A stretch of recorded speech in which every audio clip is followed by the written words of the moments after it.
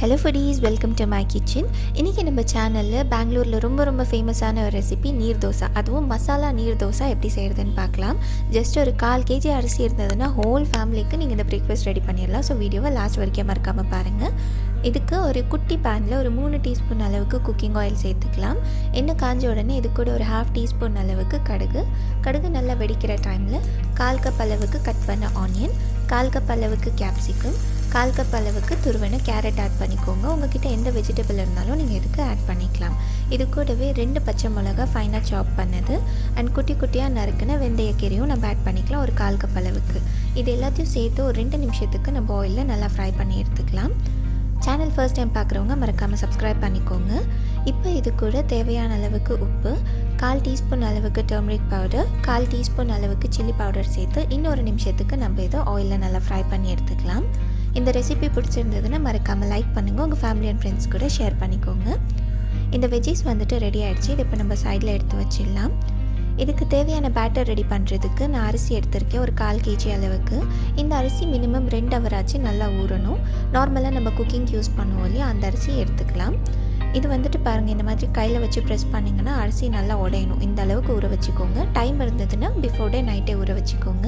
Breakfast காலையில் செய்கிறதுக்கு ரொம்ப ஈஸியாக இருக்கும். இந்த ஊற வச்ச அரிசியை தண்ணி நல்லா வடிகட்டி ஒரு ஜாரில் சேர்த்துக்கலாம்.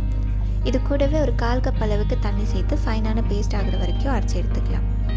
பாருங்கள், இது இந்த அளவுக்கு நல்லா ஃபைன் பேஸ்ட்டாக நம்ம அரைச்சி எடுத்துக்கணும்.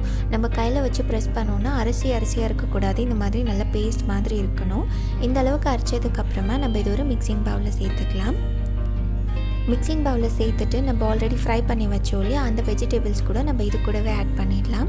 வெஜ்ஜீஸ் எல்லாம் ஆட் பண்ணதுக்கப்புறமா இது கூட ஒரு 1/2 கப் அளவுக்கு தண்ணி ஆட் பண்ணிக்கோங்க. தண்ணி ஆட் பண்ணி இது நல்லா நம்ம ஒரு வாட்டி மிக்ஸ் பண்ணிக்கலாம். இந்த பேட்டர் இந்த மாதிரி நல்ல லிக்விட் கன்சிஸ்டன்சியில் இருந்தால் தான் இந்த தோசை கரெக்டாக வரும்.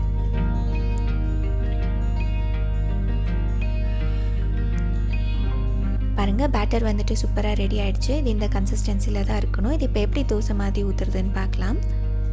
ஒரு தவா வச்சுட்டு தவா நல்லா காஞ்ச உடனே நான் காட்டுற மாதிரி இந்த தோசை ஊற்றிக்கோங்க.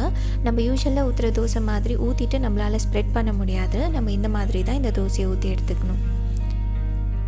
தோசை ஊற்றுனதுக்கப்புறமா மூடி போட்டுட்டு 1 நிமிஷத்துக்கு மீடியம் ஹீட்டில் இதை வேக வச்சு எடுத்துக்கலாம். பாருங்கள், 1 நிமிஷம் இது வெந்துடுச்சு. ஓப்பன் பண்ணி பார்க்கலாம். சூப்பராக வெந்திருக்கு. இதை நம்ம இப்போ ஃபோல்ட் பண்ணி எடுத்துகிட்டு எல்லா தோசையும் நம்ம இதே மாதிரி சுட்டு எடுத்துக்கலாம்.